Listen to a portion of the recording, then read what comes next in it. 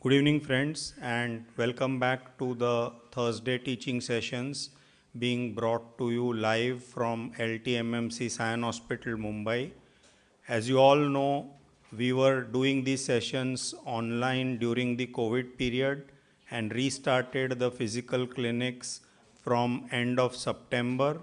And thanks to the efforts of everybody, including Dr. Radha Madam, the current head of pediatrics of pediatric department LTMMC Sion Hospital, we are now able to bring these clinics live webcast to everyone. We also thank Alchem Alpha Division for their educational grant to facilitate the webcast of these clinics. These clinics can be viewed on www.clinicalpediatrics.in or the DIAP page, whichever you choose to, and they will be archived there for subsequent viewing also. We've changed the format slightly, so now we will be doing one long case per clinic, and there will be a short discussion on any topic which can be useful to students, which could be useful in theory as well as in the practicals. So today we start with one such topic first, and that is approach to immunodeficiency, and Dr. Amdekar sir will be dealing with that. So we start with that first, followed by the case presentation. Amdekar sir.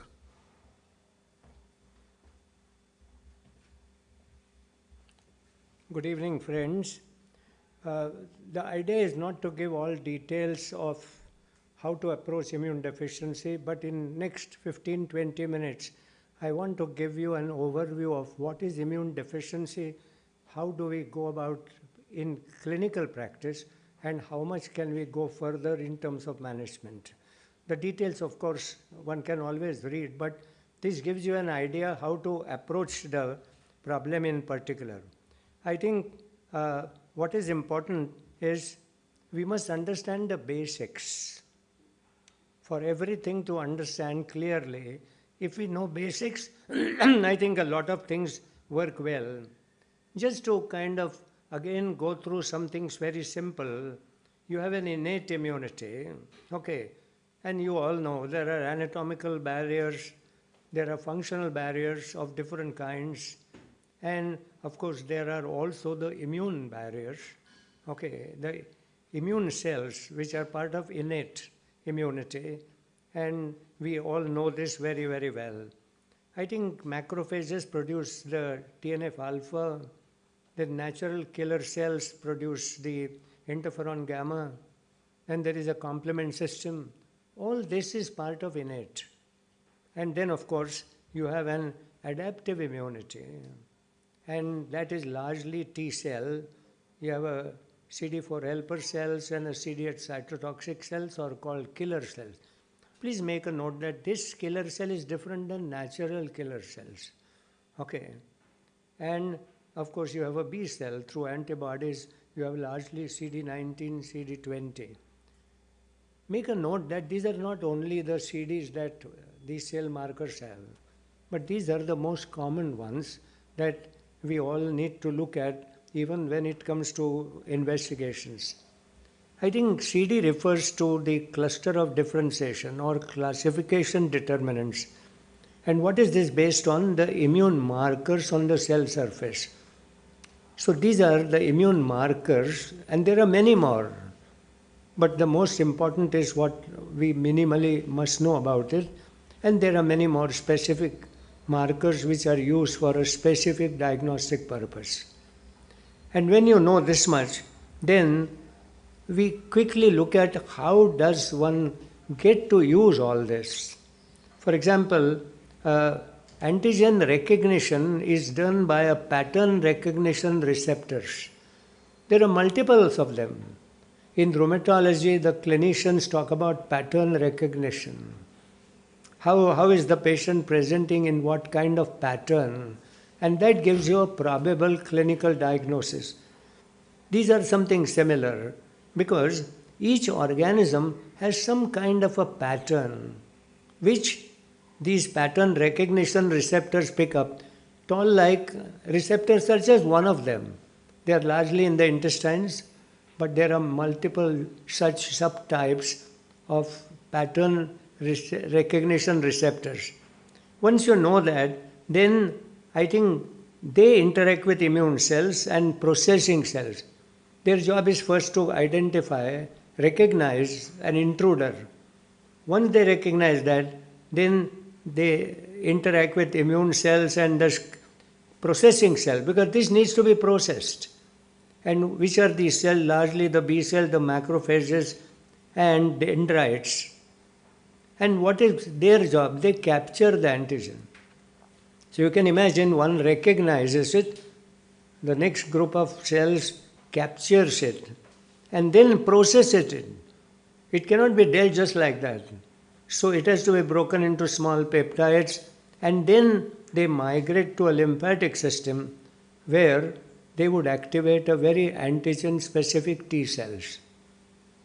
Somebody has given a nice, simple description that if you go to the airport, the first thing you are just screened. Okay, recognition. They suspect, they pass on to somebody senior, and when he further processes it, they would call all the police and round you up. Now, exactly this happens even in real practice. So this is one that you need to do. You need to do something a little more about basics immunology, like an HLA, which we often talk of, human leukocyte antigen. Again, the protein that helps differentiate from self and foreign. And this is the most important part of the immunology. And then the complement system, okay, which is largely proteins produced by the liver. These are inert molecules. They are not active, but they need to be activated.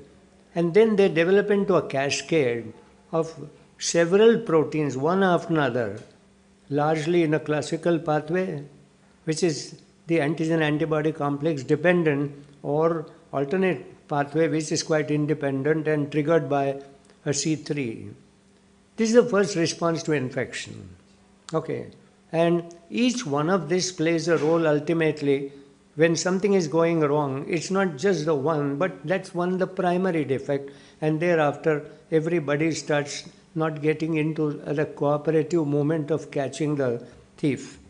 And then if you see, we know this very well, that polysaccharide antigens are very powerful, but they cannot be used in the first 2 years of life. They have to be made T cell dependent, and that's why we do conjugation. And you know how today the typhoid, pneumococcal mini can be even given very early in the course of infancy. I think a word about primary and secondary immune deficiency. When you suspect immune deficiency, it may not be primary fault, maybe genetically determined. It could be secondary to varieties of things, and common ones are PM, malignancies of different kind, drugs. Okay, for example, chemotherapeutic drugs. You get into immune suppression, and therefore, when you consider an immune deficiency, you also keep in mind whether this is secondary to some disease or drugs that are already on, and then it becomes not so difficult to manage or investigate them. And I think what is important to know in immunology now, that things have improved so much in understanding that somebody may be selectively susceptible to one type of infection, and he can deal very well with all other types of infection. This is very selective immune deficiency, and it's worth keeping that in mind also. Not very common, surely, but today we do have case reports where a child is immunocompetent in usual way, but selectively seems to be not be able to kind of take care of a specific infection. And the typical Mendelian susceptibility to mycobacterial diseases is a classical example where a very benign and easy-looking atypical mycobacteria also cause of severe disease. Now this is where you have a selective kind of deficiency. So keep all this in mind when you kind of approach that. Now having given these basics, let me come to when do you suspect an immune deficiency? And I think the most important word is the unusual presentation. Okay, now add to that the severity, the persistent, or the recurrent. And therefore the spur is the mnemonic. Okay, but most important part is, does every severe, persistent or recurrent problem is an immune deficiency? No. It has to be unusual. And therefore unusual is the word. And then now we see how recurrent bacterial infection, recurrent viral infections are common. But recurrent bacterial infection could be an IgG deficiency, but also keep in mind that if you have a recurrent pneumonia only in the same lobe, it may not be immune deficiency, it could be a local malformation, which is likely to form a nidus 2 infection. There could be other causes like a CF, for example, or an immotile cilia, for example. Multiple other causes other than immune deficiency also cause a recurrent bacterial infection. However, there is a small difference. What is the age of presentation? What is the rest of the syndrome along with that? Are there multiple sites of infections or is the same site? And I think we give a credence to all of that. But the point is that recurrent bacterial infection is not accepted as just common. But look at, you have a upper respiratory allergy, allergic rhinitis, rhinosinusitis, you are likely to get secondary infection because you have a retained secretions in the sinuses. So these are the things that you always keep in mind before you jump to say it must be that. What about severity? I recall a 5-month-old baby who was all right till early morning when he got up and passed few loose stools, and in the next 4 hours the child was admitted with severe shock. What a very severe progression. Okay, unusual? Yes, if that was so, then this would be again some kind of an hypogammaglobulinemia, whatever. That is the next thing to look for. But here we are looking at how. Then unusual progression, for example, the wound doesn't heal at all, or there is a delayed separation of the cord, for example. Now this could mean that there is some neutrophil defect. Similarly, I said that if multiple organs are involved in infection, you are more certain that it's some general immune deficiency. But there are exceptions as well, and IgA is a classical example where largely it's restricted to a pulmonary infection. But what is unusual? Chronic progressive. Each episode is worsening and each episode is getting more severe, and ultimately these children by the end of the first decade come with a chronic respiratory failure. So even IgA could do that. And you know how the spectrum of event, the IgA, for example, IgA deficiency may present first time with an ataxia, and nobody has looked at the telangiectasia in the eye. So these are the issues that can manifest for the first time at any time. Then you have, of course, recurrent abscesses, soft tissue, liver, lung, which is unusual. This could be certainly some kind of a phagocytic defect. If you hit an unusual organism that is not expected to be there, then of course you start like an aspergillosis, an unusual complication to live vaccine, BCGitis, non-healing ulcer. Well, the ulcer is not healing, but there is no pus formation at all.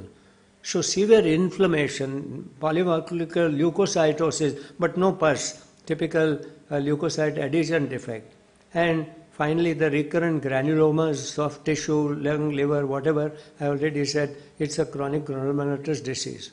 Now, these are the ways we start suspecting, but the word unusual, and every time you argue or write an answer, you say unusual is the key word. And whatever happens unusual is likely to be that. Now, of course, if somebody has just failure to thrive, you don't know what is it. You have tonsil, thymus, lymph nodes are absent, that's one clue. You have a premature loss of teeth or sometimes a double set of teeth. For example, hyper IgE with a double set of teeth. How simple examination can give you a probable final diagnosis, not always true.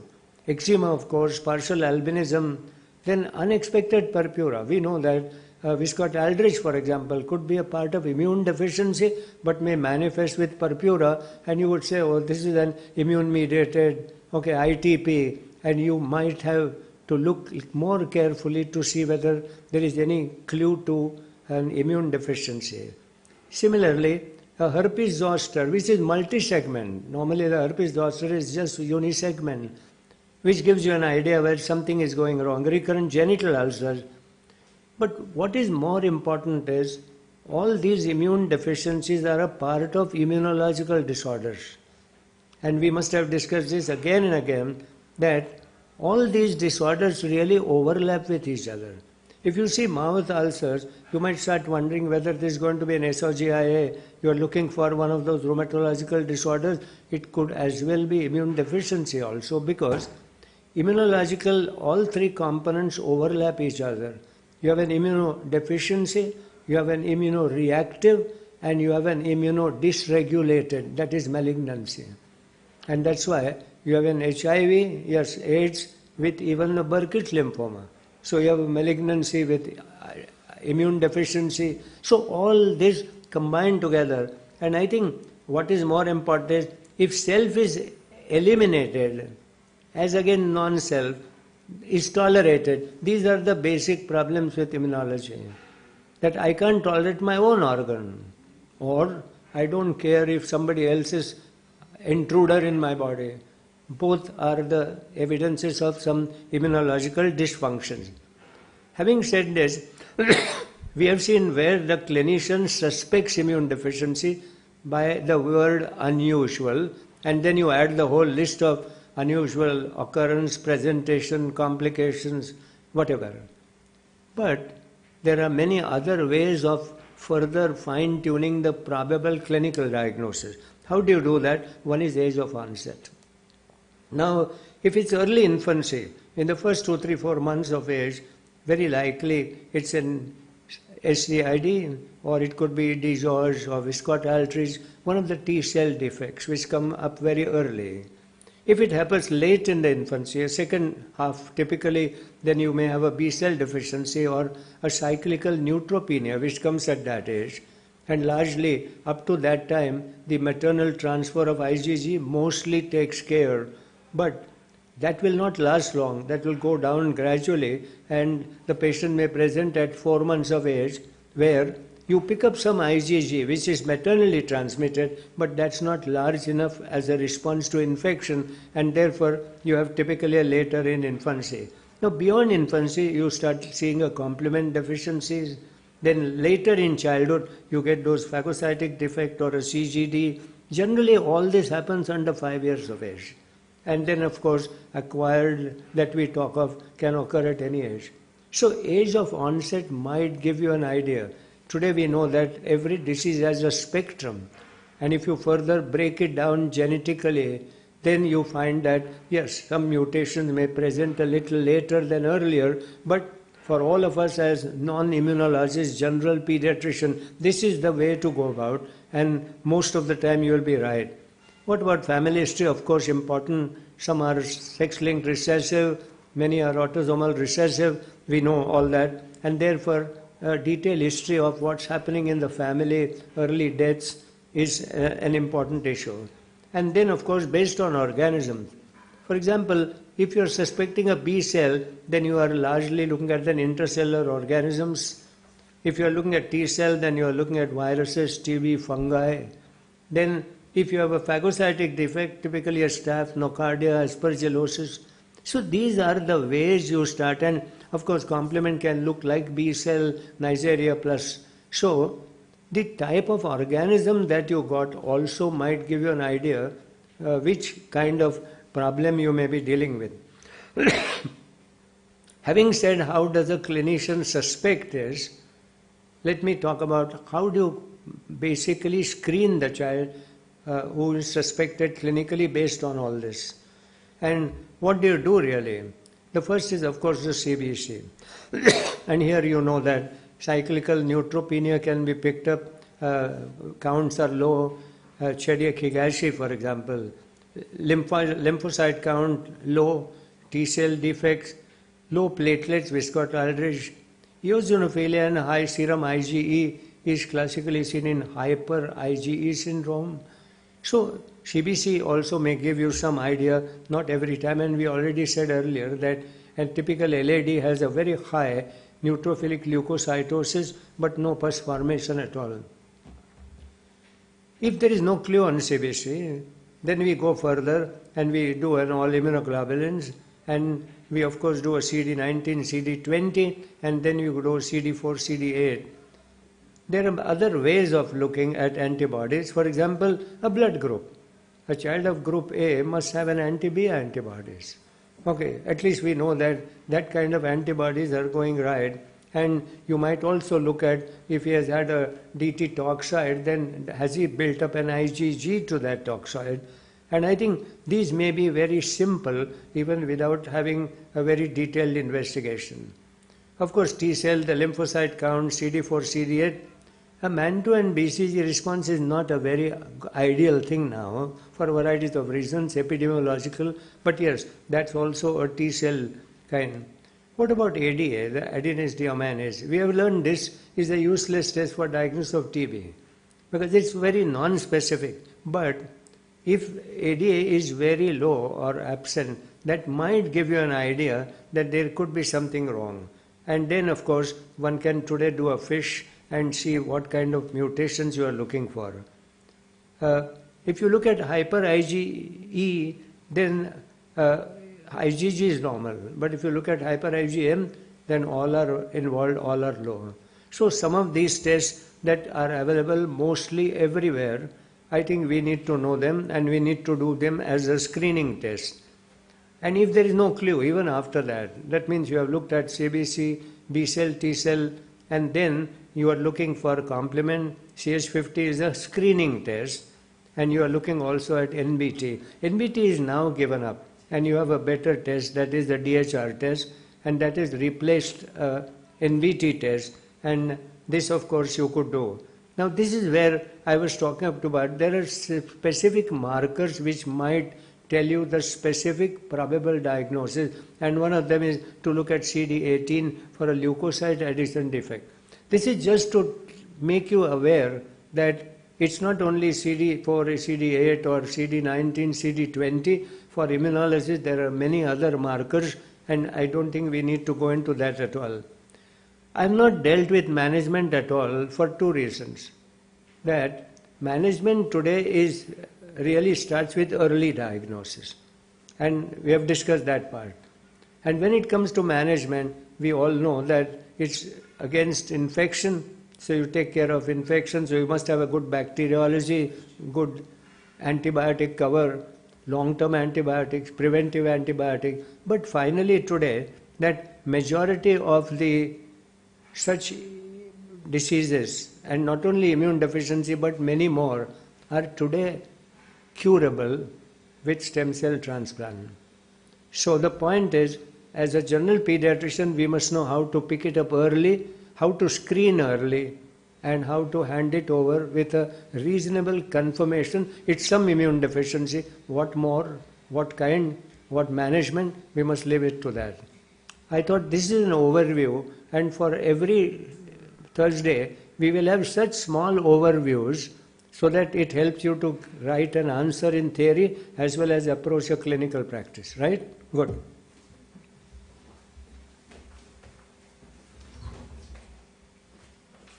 Yes.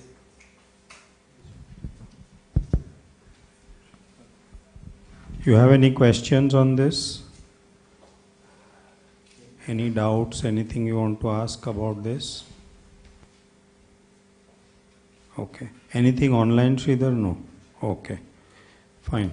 So that was the first part of today's Thursday clinic. Now we will have the case presentation by Dr. Mamta. So Dr. Mamta.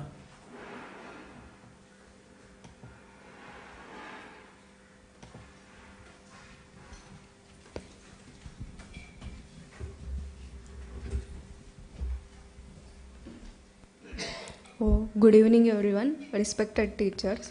I am Dr. Mamta from Sion Hospital. So I'll be starting with my case. My patient is 3-year-old female child, third by birth order, born of non-consanguineous marriage, resident of Dharavi, brought by parents with complaints of irritability since 3 months, fatigability and decreased appetite since 3 months, and child looking pale since 1 month. So child was apparently alright 3 months ago when parents noticed child to be irritable in the form of excessive crying, throwing tantrums and excessive anger towards siblings. Parents also noticed that child had decreased appetite since 3 months, with child eating only half of the previous amount, but this was not associated with feelings of nausea or episodes of vomiting or abdomen. During home visits of Anganwadi worker, it was told that to parents that child was pale and would require to visit doctor for some blood investigation. On inquiry, the parents have noticed that child being increasingly pale since the last month, but did not think child was unwell. So child was taken to private practitioner and some blood investigations were done. Child was told to have low hemoglobin and was referred to our center. Child was worked up and found to have low hemoglobin and was transfused with blood on 3 occasions, 12 hours apart. On day 4 of admission, child complained of headache and 2 to 3 episodes of vomiting. Headache was mainly occipital and moderate, relieving on medication. Vomiting 2 to 3 episodes, non-projectile vomiting containing food. Parents were told that child had high blood pressure and could have some infection in the brain, followed by lumbar puncture and some neuroimaging was done. Child was shifted to PICU. In the PICU, child was having signs of raised ICT and developed paucity of the movements in right upper limb and lower limb. Child was intubated in view of dropping sensorium. Repeated neuroimaging was done and parents were informed that there was some blood collection in the brain and child might need neurosurgical intervention. So there is no history of pica, no history of bleeding manifestations, no history of blood transfusion, no history of blood transfusion in family or no history of splenectomy in the family members, no history of hematological disease in family, no history of family history of gallstones, no history of easy bruisability, no history of passing worms in stool, no history of yellowish discoloration of eyes, no history of trauma, no history of Cox contact. So provisionally from history, the differential are hematological disorders like hemoglobinopathies, mostly sickle cell anemia. Second is coagulopathies, structural AV malformations, and chronic infective etiologies like TBM. Okay, we'll go back.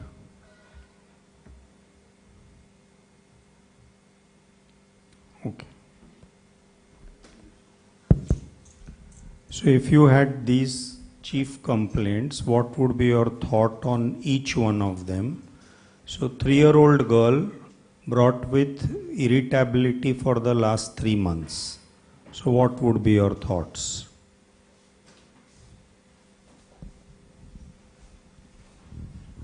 Irritability since a long duration, 3 months, it could be because of something like iron deficiency anemia or anemia basically, because one of the symptoms of anemia is irritability. So that would be one. Okay, so iron deficiency is one. We'll discuss that. Anything else? Sir, some chronic CNS pathology. Okay, so what kind of chronic Like infection. CNS pathology? Like infection. So infections in the CNS, are they usually chronic? Which infection like are TB, we? Yeah, so is TB chronic in the CNS? It is, you can say at the most subacute, right? So what I mean is that will a CNS tuberculosis present with 3 months of irritability and then some come with some other manifestations? Will you have a CNS TB like that? No. So not chronic, so at the most subacute. But what chronic CNS thing may come with irritability? Roughly 3 months period. So what happens if there is raised ICP? How will a child with raised ICP who's 3-year-old slowly progressive raised ICP, how will that child present?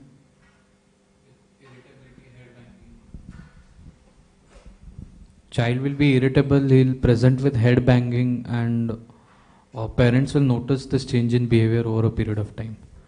So point is that headache is not very obvious in a 3-year-old. So it may be manifest as irritability. Of course, you'll have to get into a lot of details. If it is raised ICP, it should be associated with vomiting also intermittently. It should be progressive irritability over those 3 months, all those issues. But what I'm trying to say is, one is you think of chronic or rather CNS raised ICP as a possibility, not so much as CNS infection.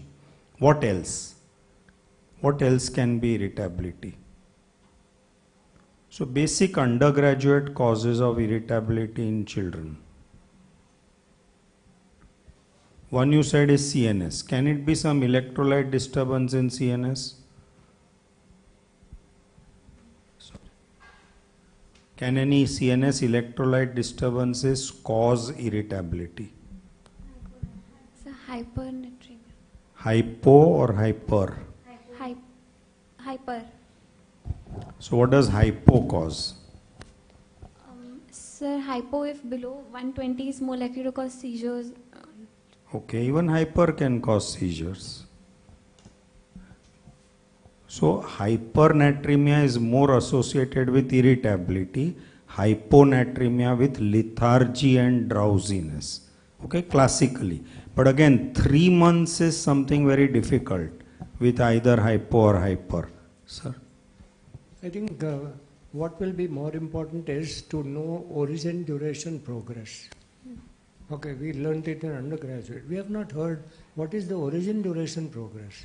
We know it's for 3 months. But has the progress been worsening, same, improving, or up and down? We haven't heard that. Actually, it's worsening. Parents are complaining it's worsening. No, speak in the mic. Actually, it's worsening. Parents are It's complaining. worsening. Yeah. Okay, worsening over 3 months. Yeah. So add a word, slowly worsening. Okay. So now it started all of a sudden. It was not so bad. If you were there in the first few days, what would you have said? You would have said, is it pain or no pain? That's the first group. And where is the pain in the 3 months? You would have made every limb move to be sure that he has. Okay, a pain in the clavicle may not be easy to make out. You may have to move the limb every way. And therefore pain is the commonest cause of. We are saying about first few days, how I would have gone on. Pain being the common. Would the pain be in the intestine? Could it be an intestinal colic? So go further and say that if it's irritability with pain, has it been episodic, recurrent or continuous? Okay, that I would have left out a colicky pain wherever, ureter, bile duct, okay, intestine, all that would have been out. And any physical injury, etc.? No. Could it be an ear pain? How do you pick up an ear pain on the history? So in this case the child is already 3 years old, so can actually point towards one of the ear. There would be itching over the ear and Okay. The most important thing is that yes. It will be unilateral. All right. But most important is, why should there be an earache? It has to go through the nose there and there has to be a cold. Okay. Whether the child is able to make it or not is different. So the rest of the pain we can make out, the colicky pain we can make out, ear pain we can make out. Okay. But what about headache? Can we make out a headache on the history? We are in the first week. And in this child, we would have said in the first week, doesn't look like physical injury, trauma, doesn't look like colicky pain, doesn't look like ear pain. Then I want to know whether it's a headache. And three-year-old cannot point to the head. As Rohit said, you can bang the head, but even that may not be common irritability. How do you pick up a headache? In a young child, generally 4 or 5 years is the age where he can point to a headache. Till then he may not. How do you pick up that? And therefore, two things. Does he wake up from sleep with crying? Okay, more likely. Okay. Then does he have vomiting? More likely. So you get all those details. Not every time the answer would come, but we have to make an attempt to get an answer. Suppose now I come to conclusion that there is no pain. Then what is painless irritability? And painless irritability is largely a metabolic problem. Hypernatremia, I said metabolic acidosis maybe. Okay, so we start looking at that. Now this is the way would. Most of those metabolic problems are acute. This is gradually worsening. So we come to a conclusion, this would have been a gradually worsening headache. But this is the way to think about it. Okay, now you are coming on the first 1 month of headache. Okay, you have said that is gradually worsening headache. Now tell me what must be the cause of this headache. Now tell me the anatomy of this headache.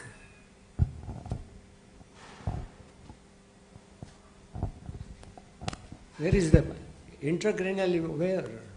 Migraine? So It's a headache. 1 month, where is the problem? very early presentation, and we'll have to ask for triggers whether child No, but reacts. what is the characteristic of migraine? Unilateral. Use one adjective which is a must for migraine. Unilateral throbbing. No, unilateral is not must. In children, we can have bilateral headaches as migraine. Is it slowly? It will not be continuous, it will be recurrent, or it can come down. Yeah, so what is that one word you will use for migraine? Episodic. Episode. Okay. Okay. This is not episodic. This is not migraine. We're just trying. I don't know whether migraine comes over. Maybe not. Okay, I am not aware. But the point is, yes, this is not. This is slowly progressive. Where is the anatomy? So we already said raised ICT. Okay, that is headache. Where is this raised ICT coming from? Slowly progressive, so mass. Not infection, TB, this, that, no. There is a mass. Slowly progressive worsening is a mass, tumor. Where must this tumor be now? Anatomy. Only on the history. We are still at 1 month of irritability, and now add what she said further, tiredness and anemia, which tells you etiology, but I am asking the anatomy. Where is the anatomy of this tumor intracranial? So how do you describe by history the anatomy of a brain tumor? So let's make it little easy. So which SOLs will have many other neurological signs? Do you know of any SOL which has many other neurological symptoms and signs? How does a tuberculoma or a neurocystic circus present? Seizure. Seizure. Where are they placed? Where is the anatomy? Parenchyma. Supratentorial. Supratentorial, infratentorial. First make a difference. Okay. This child has no seizure so far. Okay. Could it be infratentorial? Some cerebellar signs could be there in frontentorial. Very good. Infratentorial compartment is so crowded that you have a cerebellum, the midbrain, the pons, the medulla, multiple cranial nerves. You will have many others. Okay. So this is neither supratentorial or infratentorial. What does it mean? So this is likely to be outside the brain, in the coverings of the brain. Okay. He will have something to come up as it goes on increasing. So anatomy is somewhere in the meninges. Okay. Now tell me, is it subdural, subarachnoid? Where is it? Or extradural? Even history can make that out. Could be subarachnoid because that irritability is progressive, so could be blocking the flow of the CSF. Subarachnoid mass would be. So the irritability is due to raised ICP, right? So when will it cause raised ICP? When it is dura is the tough membrane, right? So it should be under or above to press to cause raised ICP. What do you think? If it's under the meninges in a parenchyma, the presentation is devastating. Okay, so this has to be out. Okay, so we know anatomy, possibly. Why did we get to that anatomy? Because there was nothing in terms of seizure, and if it's gradually increasing, I would expect seizure to come fairly early, but it has not come so far. So now we have an anatomy that, now add tiredness and pallor. What does that mean? You can see that. You can see that. What does that mean? So if we are considering a tumor, then any intratumoral bleed we can suspect. Okay. Do you think it's a bleed in an already existing tumor or a bleeder by itself? You get the difference? I have a tumor which suddenly bleeds because it's a vascular tumor. Or the other one is, it is bleeding, a bleeder only. It is likely to be a tumor which has started bleeding because the presentation has come over this period of time. Yes, if it would have been an acute bleed, then some acute symptoms would be there, like headache and drop in sensorium or something. That would suggest, because the history here is of progressive fatigability and pallor, so something that is chronically bleeding would cause these symptoms rather than an acute bleed. I think if there is a tumor and one day it starts bleeding, it's an acute onset of a problem. This is not acute. What are the symptoms? Symptoms of progressive anemia, tiredness, which means the bleeding is occurring slowly, which means it is a hematoma, slowly oozing. Okay, why should it ooze slowly? So does an arterial injury oozes slowly or a venous injury oozes slowly?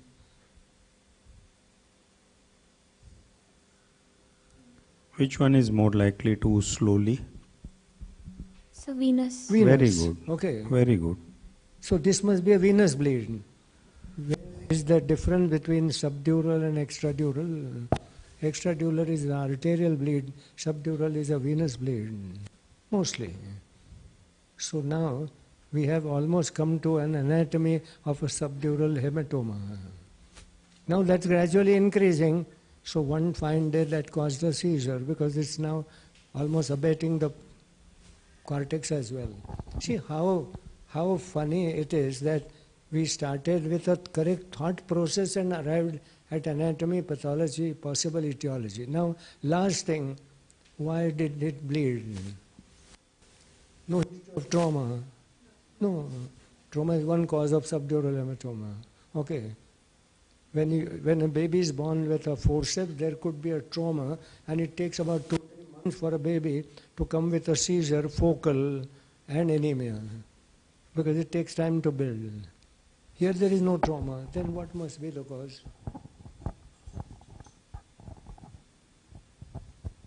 Give a thought. Okay, we may be absolutely wrong, doesn't matter. Okay, in this clinic we want you to learn how to think clinically. Okay.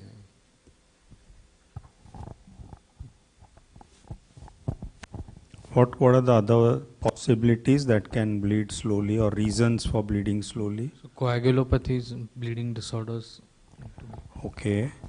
So now possible, but think back and suppose we have any coagulopathy or a bleeding disorder, and when they have an intracranial bleed, is it a slow, long-standing bleed, or is it a sudden big bleed? It will be a sudden bleed and not be isolated as well. It will be a sudden bleed and it will not come as only intracranial bleed. Yeah. So there will be many other areas that are involved, right? And almost never is it as the first CNS manifestation. In which situation do you get a CNS bleed as a early manifestation? In which bleeding disorders? At 1 month of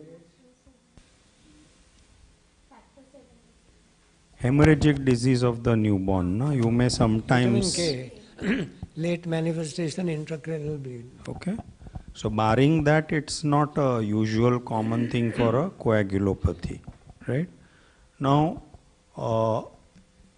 we were told that this child was given some 2-3 transfusions on admission, right? So now a little different part also to be thought of, that can this child bleed so much to get so pale that the child needs 3 transfusions? What I mean is, did we come down from say 11 or 12 to whatever level, or was this child originally also pale? What do you think?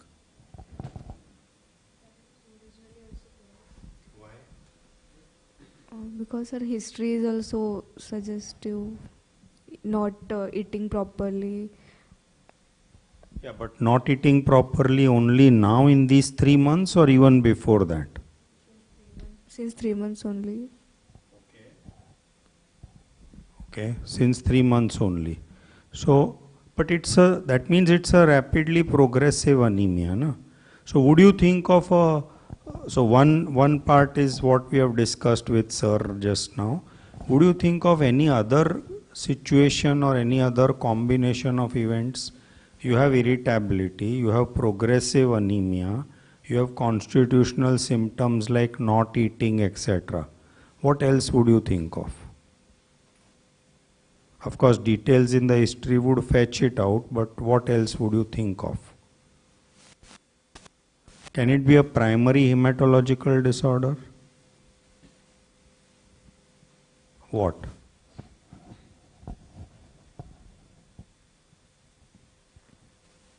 So, but the history is saying that the child was absolutely all right before these 3 months. So it's less likely to be hematological in cause. The presentation would have been early and the child would not have been doing well in the last 3 years also. So you're talking from a point of view of anemia, less likely to be. I'm asking which hematological disorder causes irritability?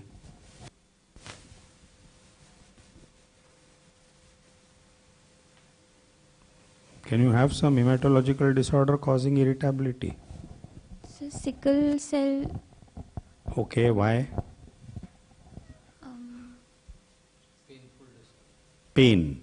Now again, same logic. In sickle, the pain is low grade, long standing or sudden acute pain? Sudden and acute. So they are called painful crisis. So that is not irritability, right? Can it be an infiltrative disorder like leukemia? Irritability, progressive pallor, and not eating, constitutional symptoms.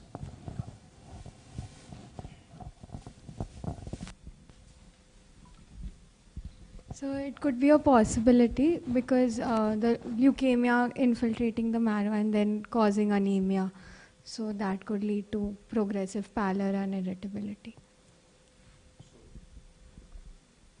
So, but what are the things that don't fit in?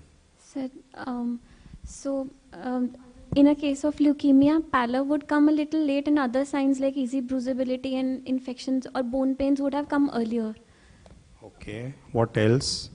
Weight loss and... Weight loss, generally in children, leukemias are fast, so weight loss may not be perceived. What else? Fever. So fever is very important, no? So again, what we are just trying to do is make you think of the patterns, but then say, okay, this is not there, so this is less likely, more likely, etc. I think if you look at anemia, then this is a chronic anemia. Chronic anemia is deficiency, hemolytic or bone marrow. Okay. You should have asked for an abdominal distension also. Okay, 3 months story, progressive anemia. If the mother would have said, no abdominal distension, then you have a chronic progressive anemia without hepatosplenomegaly. So you narrow down to deficiency anemia or a bone marrow aplasia. Bone marrow aplasia, generally sick child, maybe also other cell lines, maybe purpura, etc. So this must be deficiency anemia. But you said that the child was all right 3 months ago. So maybe the deficiency anemia could have been mild, nutritional, but this is progressive fast. So which is fastly progressive deficiency anemia? You get the point? Iron deficiency is not fastly worsening. This is fastly worsening. Okay. So which deficiency anemia is fastly worsening? It's deficiency anemia. And the answer is a bleeder. Common bleeder, intestinal. You have a polyps bleeding, a microscopic stool check is not done. There is no visible blood, but he is losing. Hookworm anemia, chronic deficiency anemia, cause bleeding. So slow bleeding. We are talking about slow bleeding intracranially, perfectly matching. So this is a deficiency anemia caused by slow chronic oozing of blood. And because it's slow chronic oozing, it's venous. Because we know it's subdural, and diagnosis is a subdural hematoma, right? Trauma may have been missed. Okay. Earlier days, I recall, maybe I'm talking about 50 years ago, it was not uncommon for small infant or a toddler to be thrown up and caught. And it led to shaken baby syndrome because the brain is loosely existing in the intracranial, in the cranium, and there is a small gap, so that you shake the head vigorously, the brain parenchyma abuts against the skull bone and may cause bleeding. Okay, trauma might have been missed, we don't know. Okay, unless there was a small malformation that oozed slowly. Yes, that's another possibility.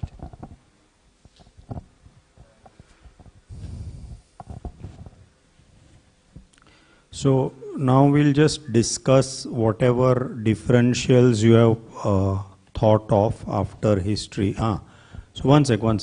So this after admission, after blood transfusions, on day 4 the child deteriorated with complaint of headache and vomiting, and parents were told that the child had high blood pressure. Okay. So now, can you just give your thoughts on this situation? What does this headache, vomiting mean? Raised ICP. What about that high blood pressure? So it is the cause of raised ICT or the effect of raised ICT? It's the effect of raised ICT. How are you sure?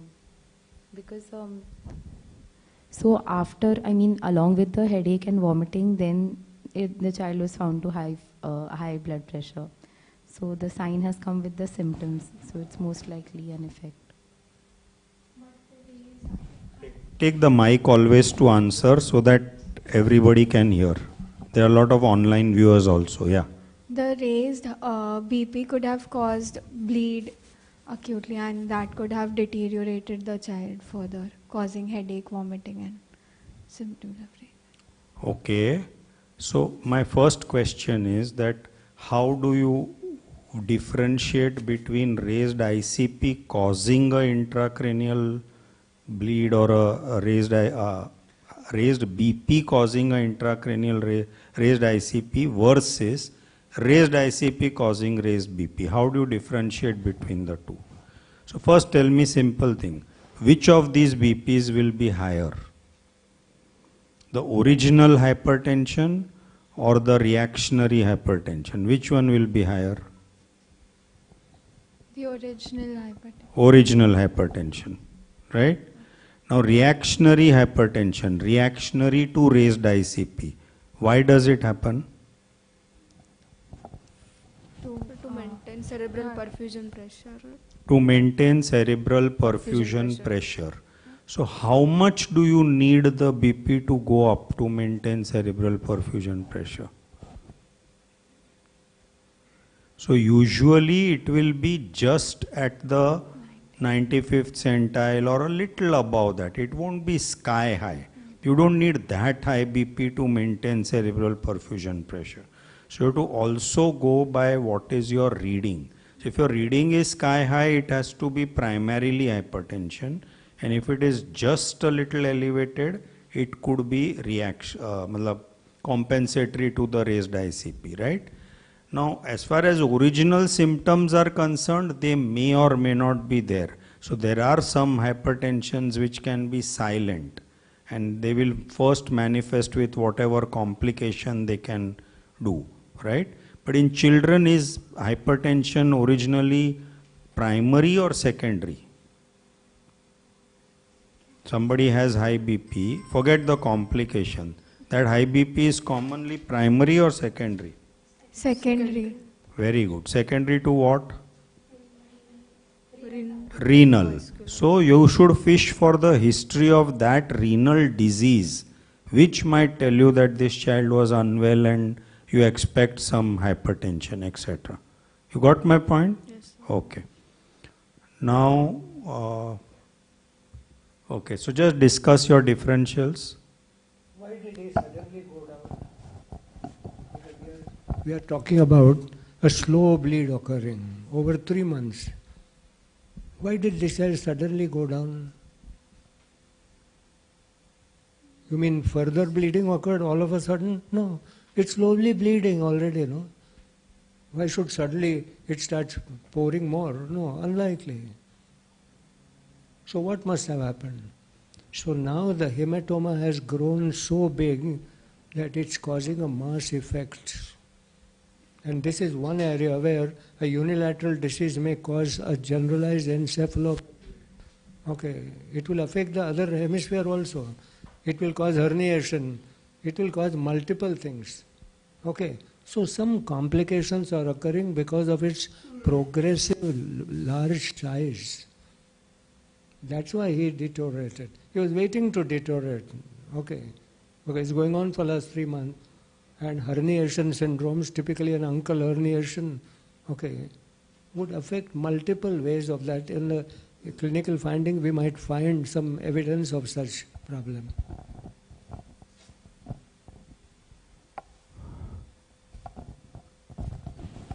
Okay, so why do you suggest that this could be a hemoglobinopathy? Whatever are your points for, and if you think there are any points against. Sir, Speak in the mic. Huh? Sir, positive points are she came with complaints of severe pallor, but there was no history of any bleeding manifestations. Bleeding. Correct, but severe pallor could just be iron deficiency, no? So why hemoglobinopathy?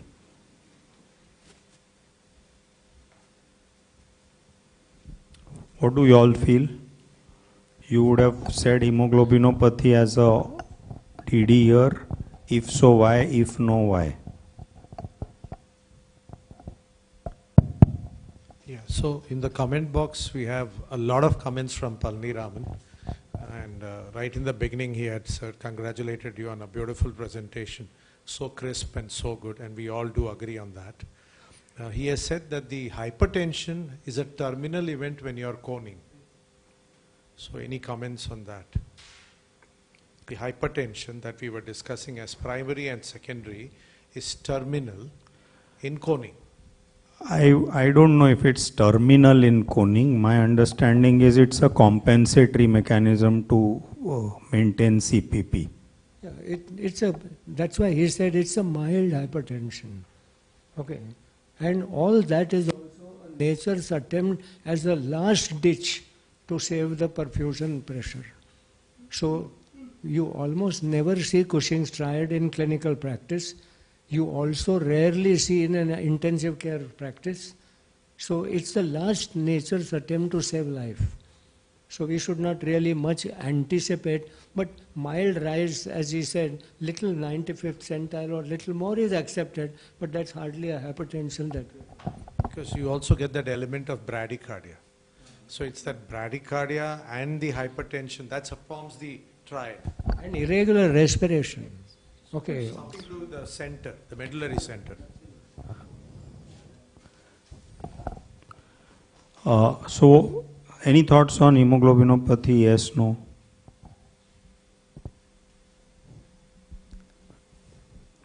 Particularly, why have you put sickle cell as a possibility? Means, Because initially we were thinking of thalassemia, but it won't present at this age.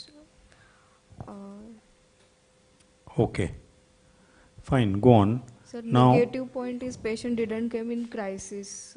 okay.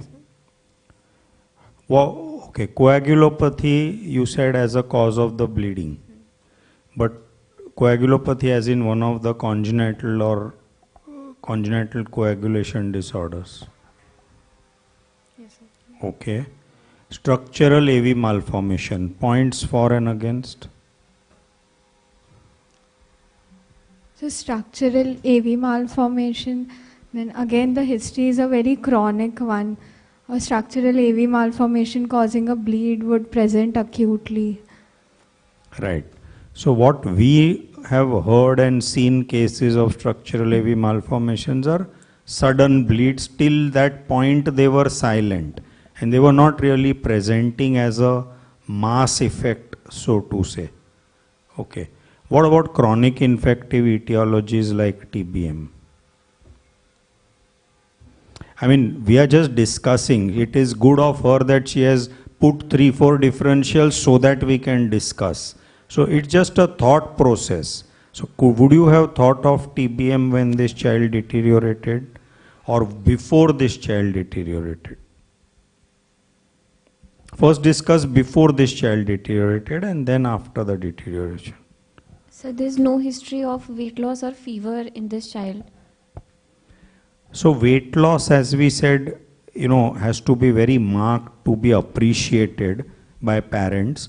And in a 3-year-old whose original weight suppose is 12-13 kilos, 1 kilo difference, they may not be easily making it out. So don't bank on that.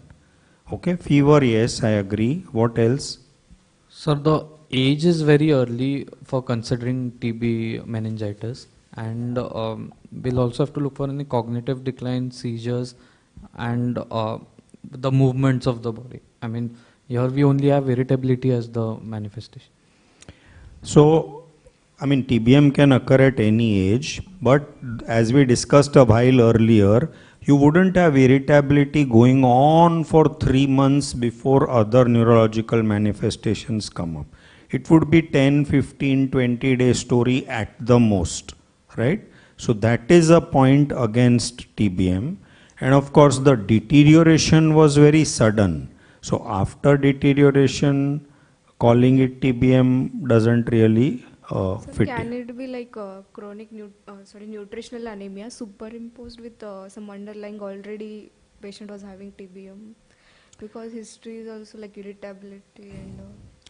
Yeah, so see, the point is that chronic nutritional or underlying anemia, yeah, possible, deficiency anemia, possible, but then they don't start with irritability as the first complaint.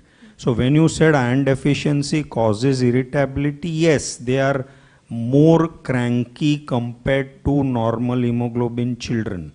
But I don't know whether parent will come to the doctor saying that my child is crying all the time or is this. That is one. And then if it was overall nutritionally poor, malnourished, then there would be other symptoms like diarrhea, etc. So many other. Sir, case of nutritional anemia with some underlying TBM and deteriorating now.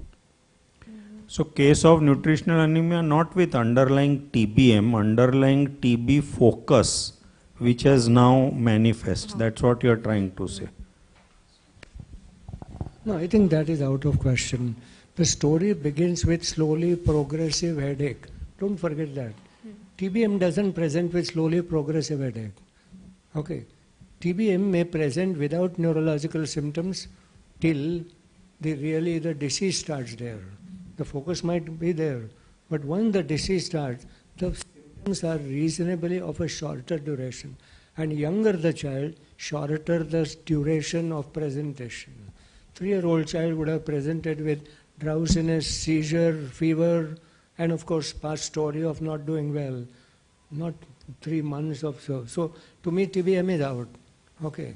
We did discuss that it was a chronic progressive headache. So we said raised ICT without brain parenchyma or cortical symptoms or signs. So we said go out of the brain, but inside the skull. That's how we have progressed. And I called it deficiency anemia because a slow bleed is a deficiency anemia. Okay, hookworm is a deficiency, polyp bleeding is a deficiency. So we called it deficiency. I expect no liver and spleen. Okay, and the cause is a bleeding. So that sickle doesn't come with bleeding. Sickle comes with small vessel obstruction or even a medium-sized result, but an acute onset. Hand, foot, chest syndrome, hemiparesis, but not bleeding and not chronic progressive raised ICT. So that's also not likely. Coagulopathy, we already said, less likely. At 3 years of age, the common cause of coagulopathy, congenital or acquired. Acquired is liver. Okay. Unusual clinical manifestation of a bleeder and then not slowly bleeding of that kind. Okay. So that's malformation. Yes, we may not be able to rule that out, but not malformation in the brain. Outside the brain we are talking about. So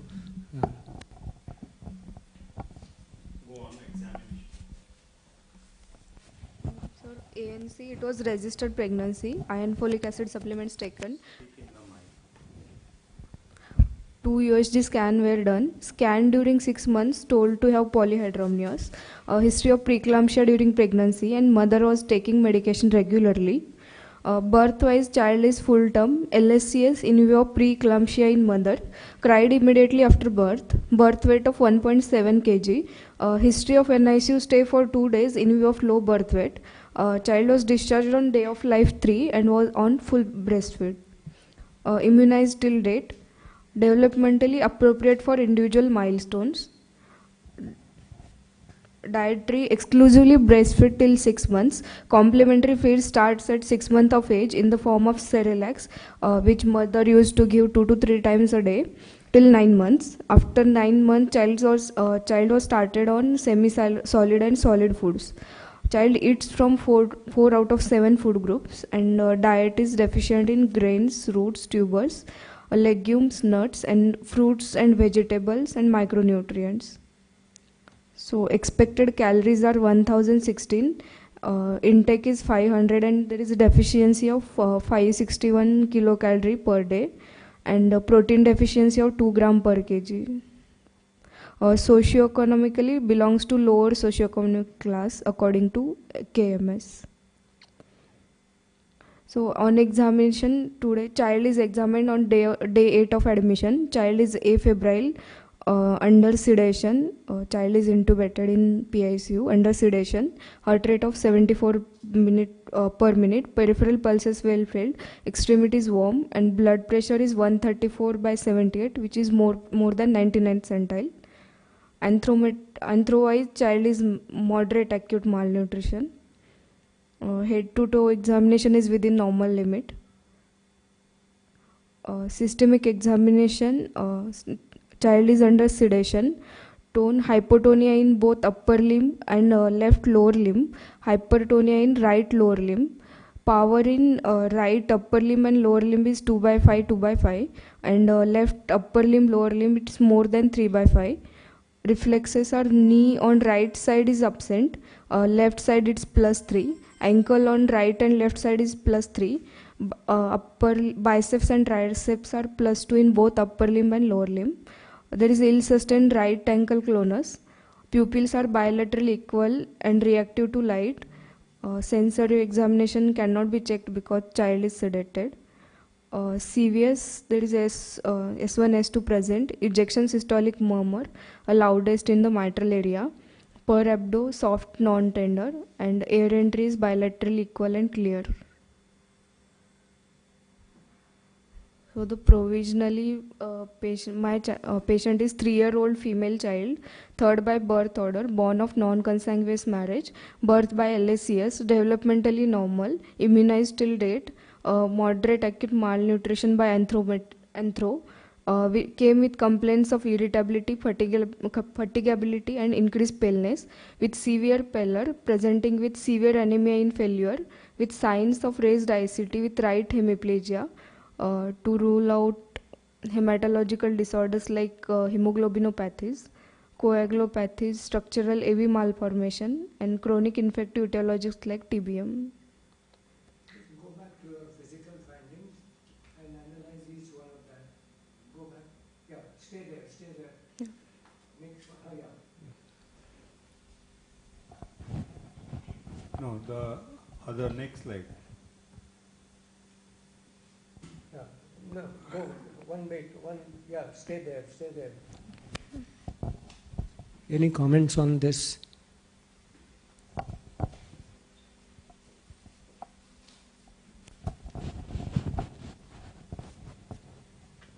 So this is a 3-year-old child, right? 3 years. Birth weight 1.7. Yeah. So 3-year-old with birth weight 1.7. Now let's talk about weight, height and head circumference. So what is this weight age, as we say? At what age would you expect this weight to be normal?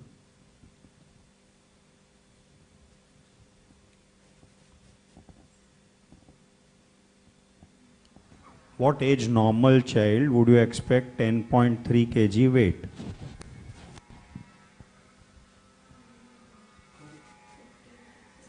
Very good, 15 months. Okay, means now in a well-nourished, good family it could be 1 year, but in a little less nourished family, or maybe depending on the familial builds, it could be 1.5 years also, right? Now what about the height, 80 centimeters? At what age do you expect 80 normally?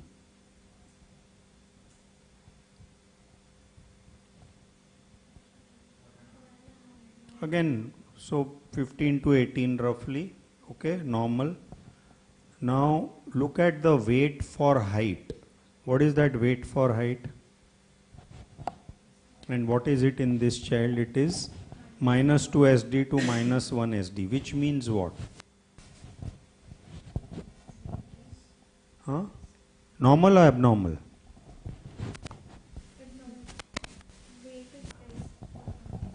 Both are affected. So now we forget all this and we only talk of SDs first. So both weight and height are affected equally. Not equally, but not one is not affected significantly compared to the other.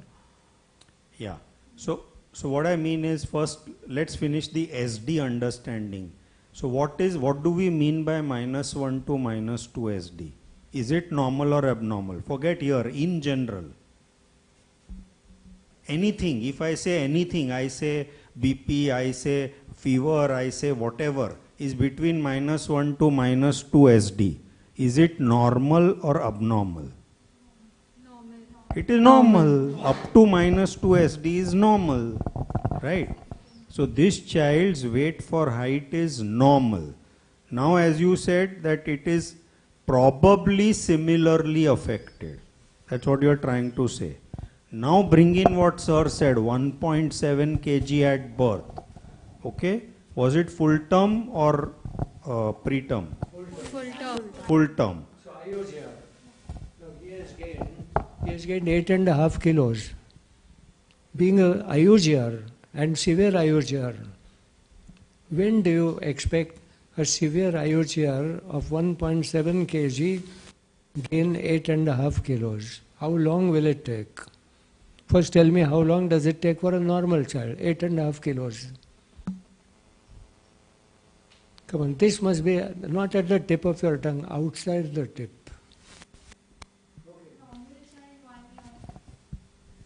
gain 8.5. No, 2 years. 6 kilos in the first year, 2.5 kilos every year. Simple. Okay. Same way, 25 centimeter in the first year, 12 centimeter in the second, and thereafter 6, 5.5, whatever. It's so simple. So 8.5 should have taken normal weight child 2 years. This is IOGR. He will be faster or slower. Will he make up? Nature will say, come on, make up. Be in a hurry. Or will he be further slow? Or will he be just going the same way? What do you think? So he'll grow faster. Grow faster? Yes? So you want to first differentiate between IUGRs? Is IUGR a fetal malnutrition? No, sir. Maternal So fetal complication. malnutrition. Does malnourished child grow faster? So preterm AGA would have started making up. This child would not be faster, he would be slower. So normal child would have got 8.5. This fellow has done in 3 years. Fine. Okay. The length, we don't know the birth length. The length would have got ahead of head and the head would have got ahead of length. That is all that we know. So IUGR take time to pick up, and a severe IUGR may not even pick up to adult height, adult weight. Yeah? Okay, go ahead. Go the next one. Next one. Yeah. Now, how do you analyze this? So just give a thought to these signs and tell us what do they mean.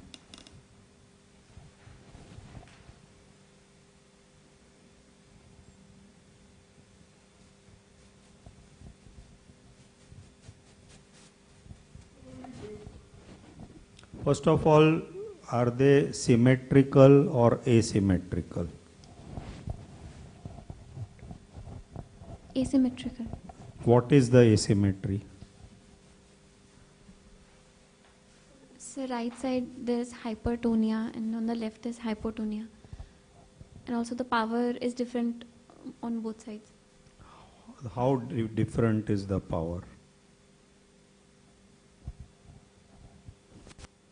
So basically all 4 limbs are affected. All 4 limbs have a power that is affected. All 4 limbs have a brisk jerks except maybe right knee which is absent, right? And there is a ill-sustained right ankle clonus. So what would you call this? Would you call this quadriparesis? Would you call this hemiparesis? What would you call this?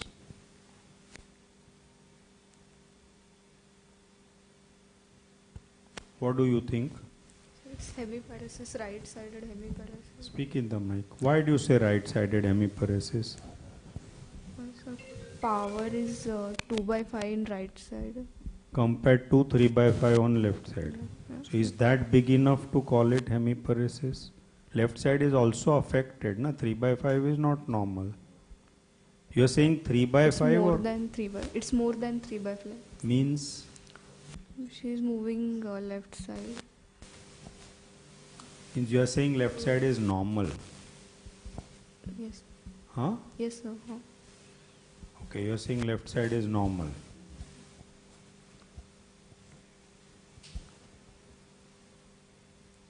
And then jerks are brisk even on the left side or only in the lower limbs? Only in the lower limbs. Only in the lower limbs jerks are brisk on the left side. Left side. Now right knee absent and right ankle clonus, what does that mean?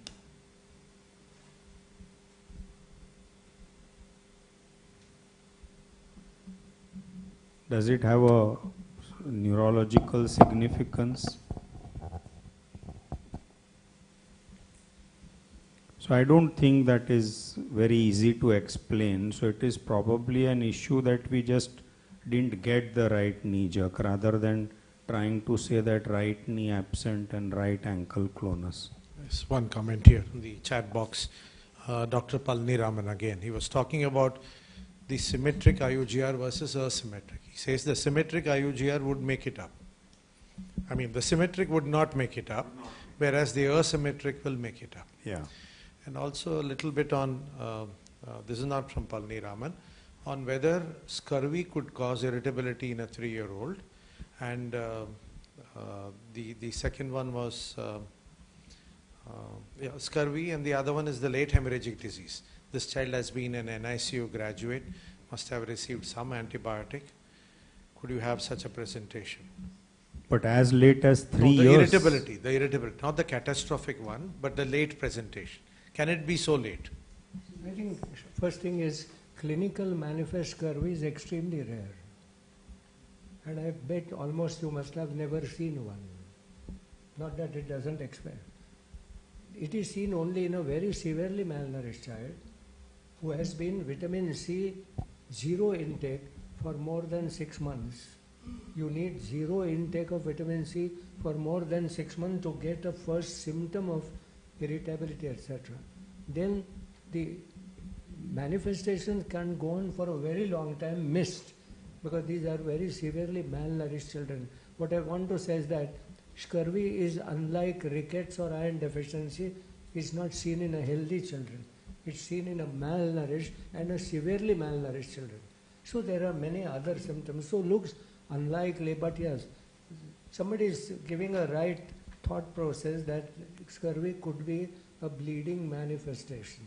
Okay, and I think well taken. Same thing, vitamin K. Now the question is, must have been on antibiotic, so further depletion of vitamin K.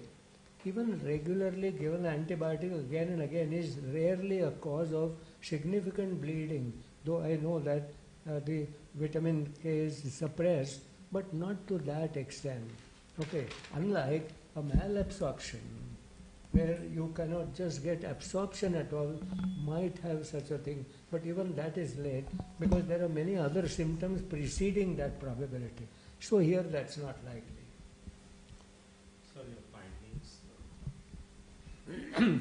Yeah, all that she means is there is some right hemiparesis as compared to left, the power is less. Okay, and she also says that the jerks are a little more brisk as compared to the other side, which might favor whether there is some upper motor neuron lesion on the right side. And ill-sustained clonus does not mean upper motor neuron sign. We haven't seen the plantar. Okay, but the child is already sedated, so your analysis might be, evaluation may be little difficult to go by. What bothers me is that there is a hypertonia in the right lower limb, but hypotonia in the right upper limb. Okay, so if you call it a hemiparesis, then there is a discrepancy between the tone. Are we looking at something that worsens suddenly and therefore temporarily the signs are different, which is likely, but not the signs related to original description that we anticipated. After all, this child suddenly crashed, so there must be many signs that must have changed, and you might, there is no way to clearly put this to an anatomical localization.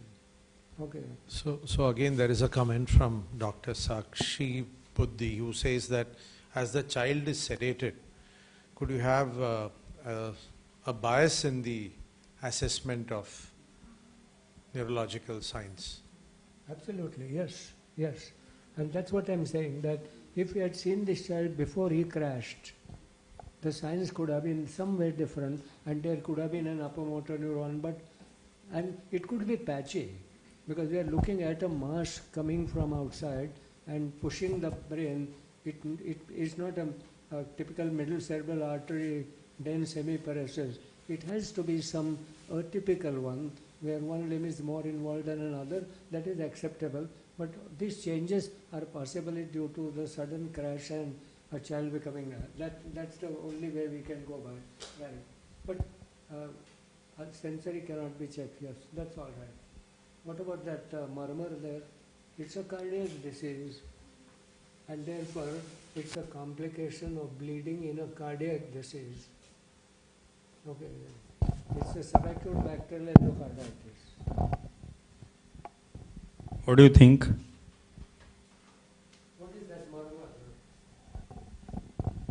you think it's pathological or not?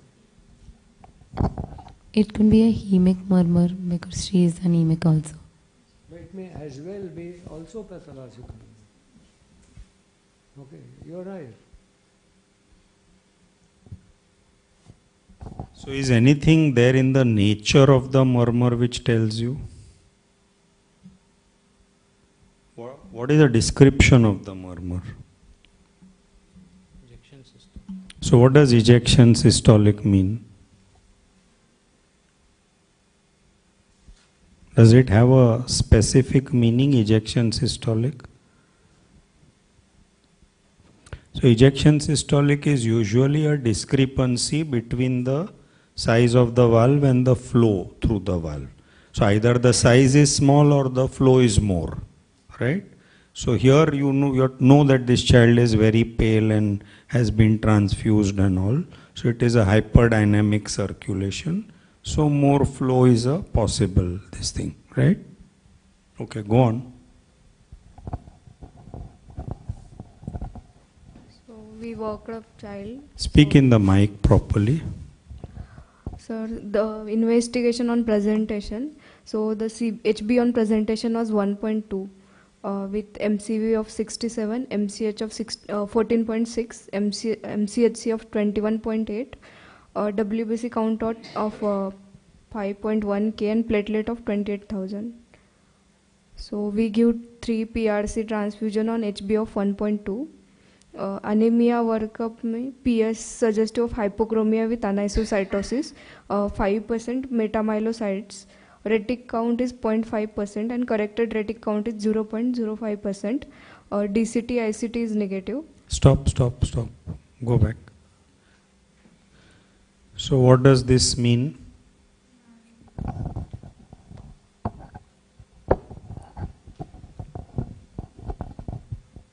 Marrow function is affected.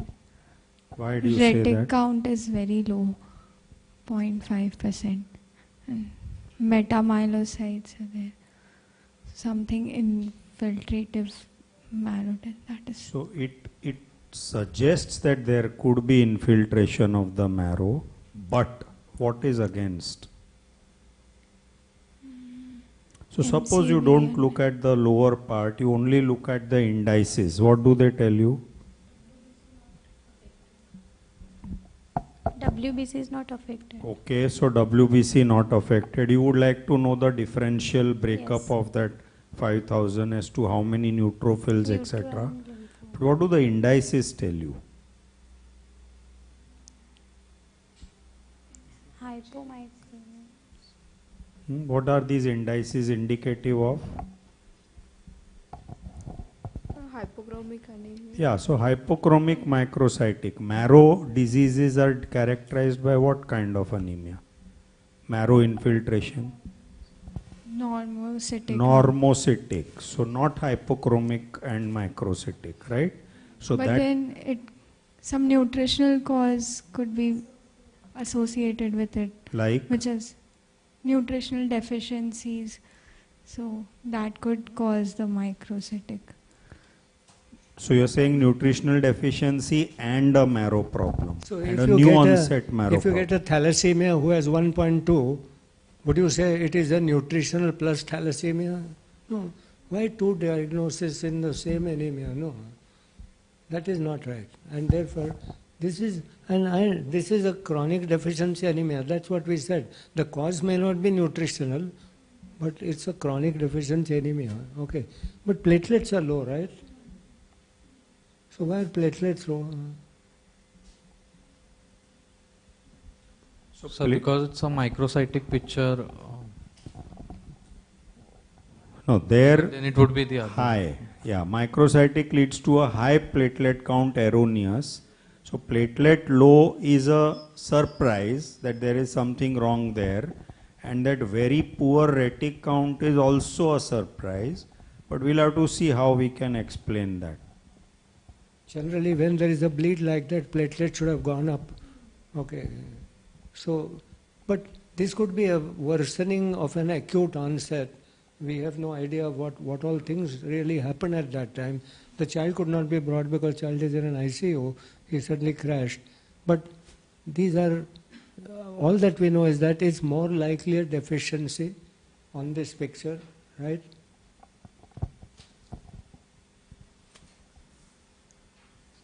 So serum iron is 21. Vitamin B12 is 874, which is within normal limit.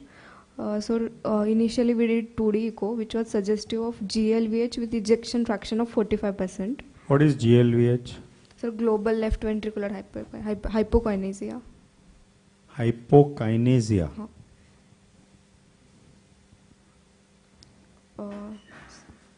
After child crashes, we did CT brain immediately, which was provisionally suggestive of NAD. LP suggestive of total 4 cells out of 3 lympho, protein of 20 and sugar of 47. Fundus examination was NAD. So child was immediately shifted to PICU. In a PICU, child was having persistent high BP readings with bradycardia with signs of raised ICT. She developed sudden onset paucity of movements in both right upper limb and lower limb. Repeat CT brain, because she developed new onset of paucity of movements, we did repeat CT brain, which was suggestive of age inappropriate cerebral atrophy with prominent lateral and third ventricle. There was no evidence of periventricular ooze. Child was posted for MRI brain and MRI is done. Provisionally it suggestive of IC bleed with midline shift of 7 mm. Final report is pending. How is the child now? Actually, sensorium-wise, child is improving now. Child is improving now. We are giving measures for raised ICT. Otherwise, child is still intubated. Recipe-wise, he was already always good. So how do you assess the fundus? Actually, sir, papilloedema. Raised ICD. So is it with a fundoscope or you use an ultrasound? No, sir, with fundoscope by ophthalmologist. Because that takes a lot of time. So now we use the ultrasound called POCUS, and we measure the optic nerve sheath. So that's done immediately as soon as the child is wheeled into the PICU. That's an easy way of doing things. You don't even have to dilate, or you can assess the pupils as well as you do an ultrasound, POCUS, and on the spot you get to know that. So what is the cause for the hypokinetic left ventricle? Sir, as a child come with HB of 1.2 and there were signs of failure. When child on arrival, child was very tachycardic with heart rate was 180 and a liver of 4 centimeter. So she was in failure. So the hypokinesia is due to anemia in failure. Actually, sir, we did repeat 2D echo, which is now suggestive of ejection fraction of 60%. Operator dependent. So this 2D echo was on admission. This was on admission. Even before the transfusion was given. Yes, sir. Okay.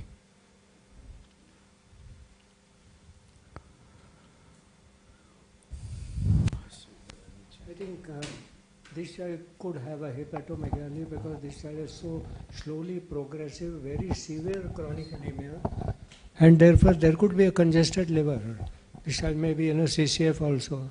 Okay, so that doesn't worry me and that doesn't put me to a liver disease. Same thing about the ejection fraction, etc., that after all there is a slowly progressive severe anemia and therefore the myocardium is not working at its best.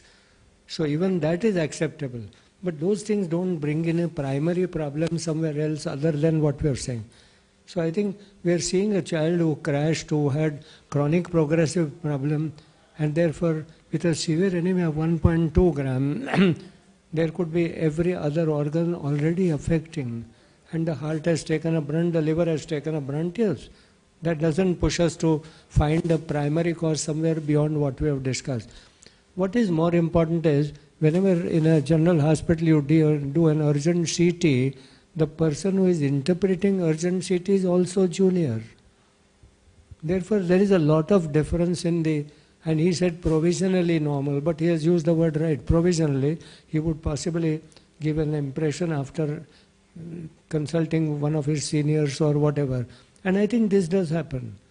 So, ultimately, you required MRI. But to me, one would not have missed totally the CT report. Okay, but it's likely, after all, like you are all still learning, and don't forget, we are also still learning. So we make mistakes. That is all right. Okay, that's why those discrepancy, but we don't have to start asking which neurological bleed has normal in CT and abnormal so much in MRI. No, that is unlikely, right? So now retrospectively, apparently the imaging has found a bleed only intracranial with midline shift. So this seems to be only the acute deterioration that has happened, right? So now it brings us back to our original history. So this is where probably the art of history taking comes in. That, see, sometimes for parents, how do they say irritability? They say radat rato kya rote rehta hai.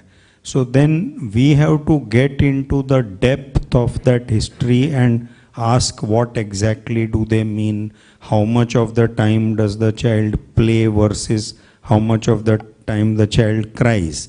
So all children cry little bit here and there, but if that irritability is projected as a chief complaint, then you start thinking differently, right?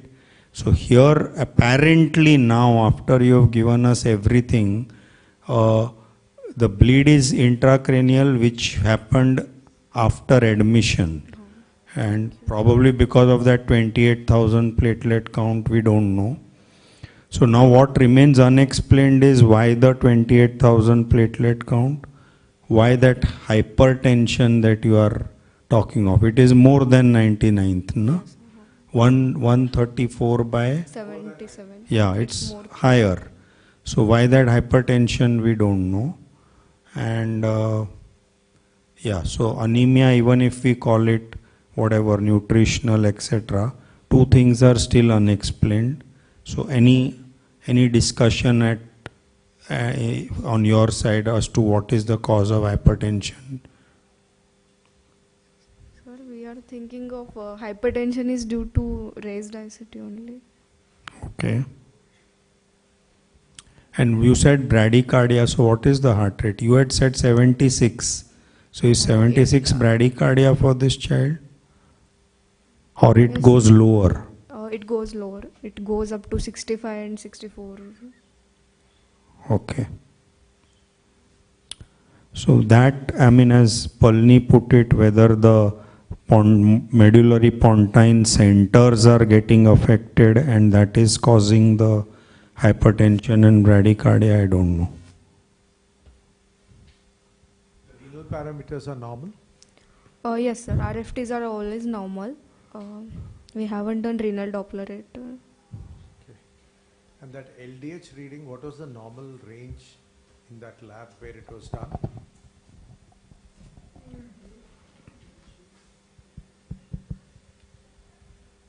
Some 700 and odd you gave. 704 LDH. So,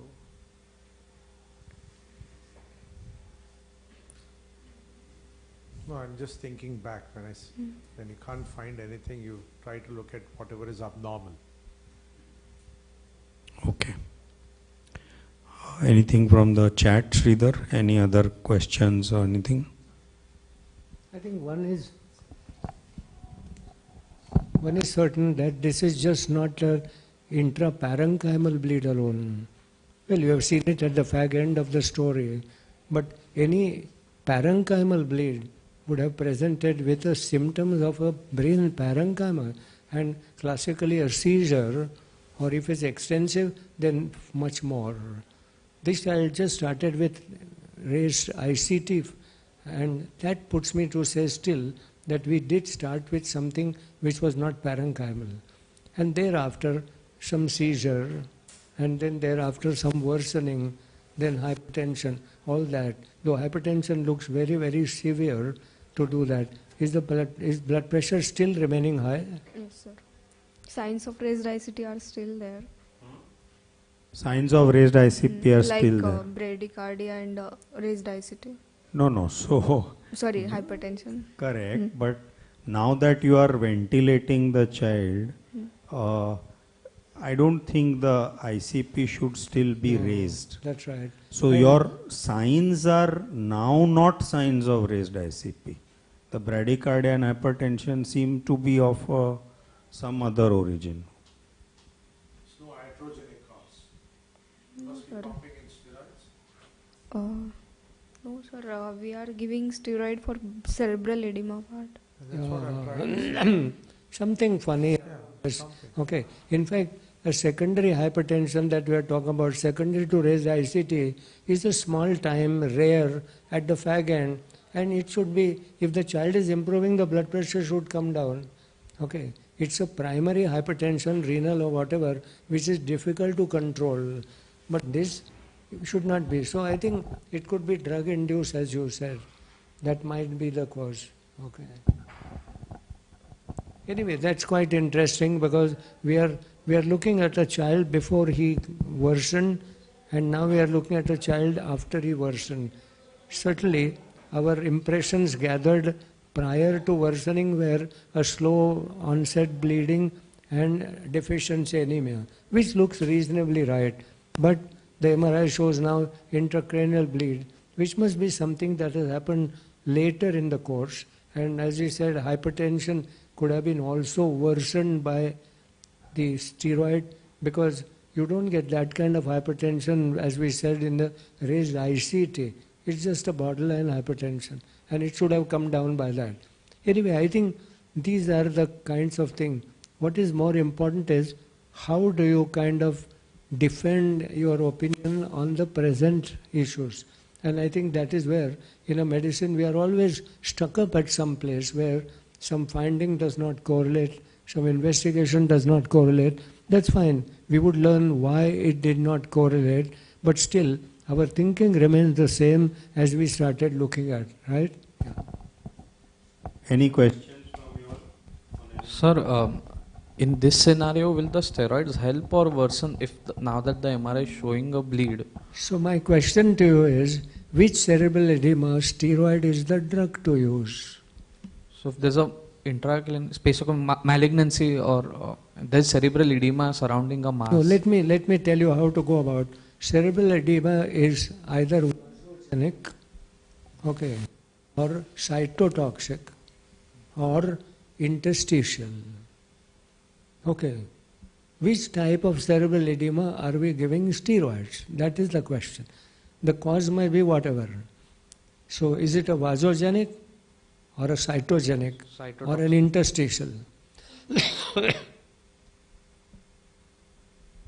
Think of models of each cerebral. Yes.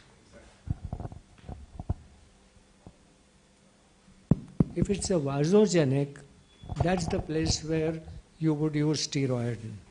If it's cytogenic, cytotoxic, you would use probably mannitol, but not a drug of choice today. You can use saline or whatever.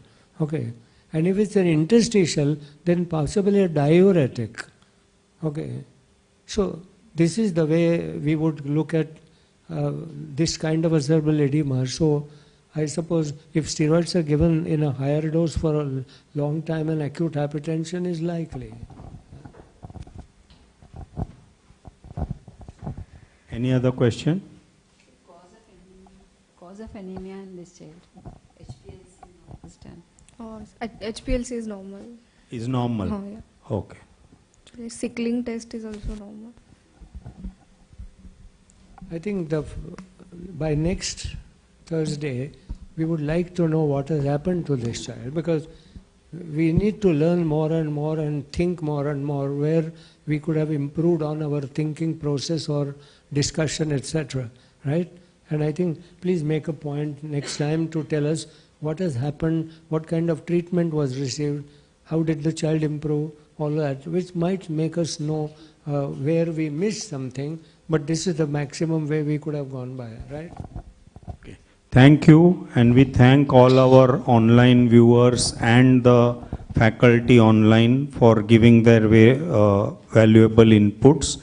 We meet once again on next Thursday, that is 9th of February at 6 p.m. Thank you very much.